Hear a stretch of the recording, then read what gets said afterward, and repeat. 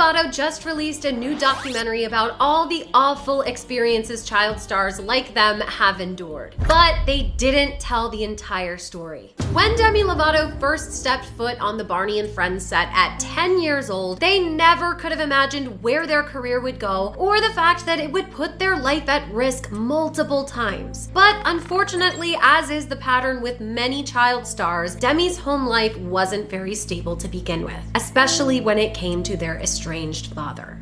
Not only did Demi's father struggle with mental health, something that Demi is still grappling with, but according to Demi, he also introduced addiction into their life. In a 2020 Glamour article, Demi revealed that, quote, she always searched for what her father found in drugs and alcohol because he chose those substances over his family. But it's not like Demi's acting career was some magical escape from their home life. After a couple years of starring in Barney and Friends, the bullying from classmates got so bad that Demi switched to homeschooling to escape it. The popular girls started writing in the bathroom stalls, Demi's a whore, all these nasty things. I remember going to lunch and feeling like everyone was staring at me. They had signed a suicide petition saying that I should kill myself.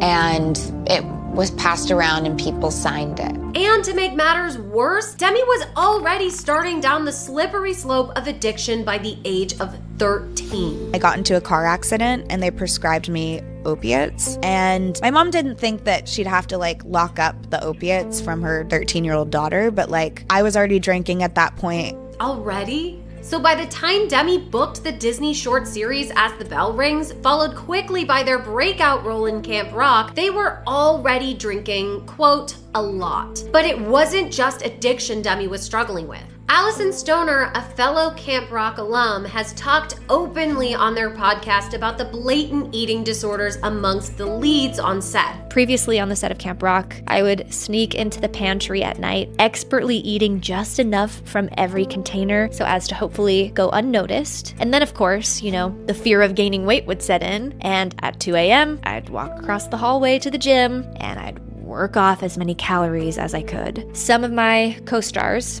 yes, plural, were bulimic, and I'd researched the harmful effects of purging through self-induced vomiting. So I chose exercise as a form of purging, and the cycle continued, and it was a nightmare.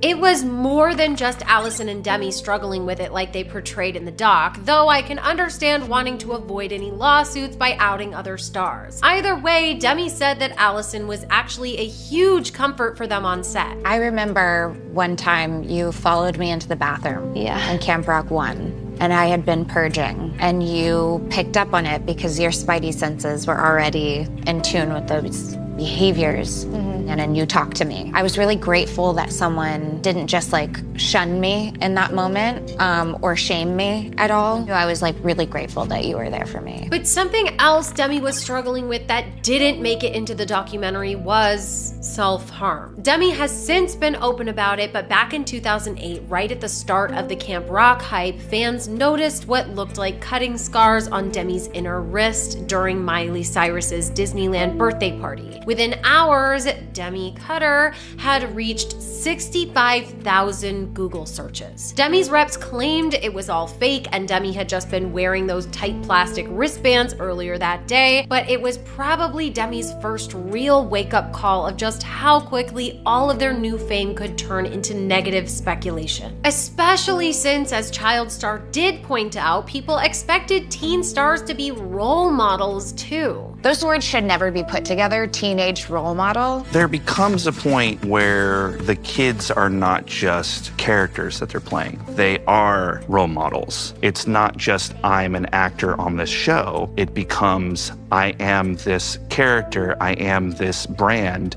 and it really shoots off into the stratosphere with the idea of the superstar pop idol. So you can see why Demi was so conflicted about publicizing another tragically formative thing that happened to them at 15. Something that actually came out in their 2021 docuseries Dancing with the Devil. I lost my virginity in a rape.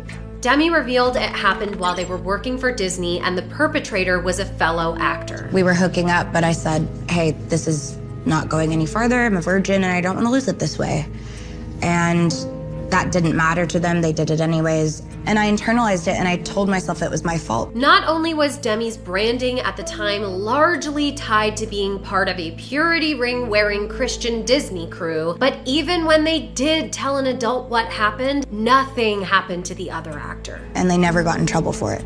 They never got taken out of the movie they were in. So with all of that happening at the age of 15, and then an introduction to cocaine 2 years later. And then at 17 is when I tried coke and like loved it too much. Plus their transition from dating Joe Jonas to dating big-time partier and cheater Wilmer Valderrama, a relationship that was widely reported as emotionally abusive on top of a disturbing 12-year age gap, with Demi only being 17.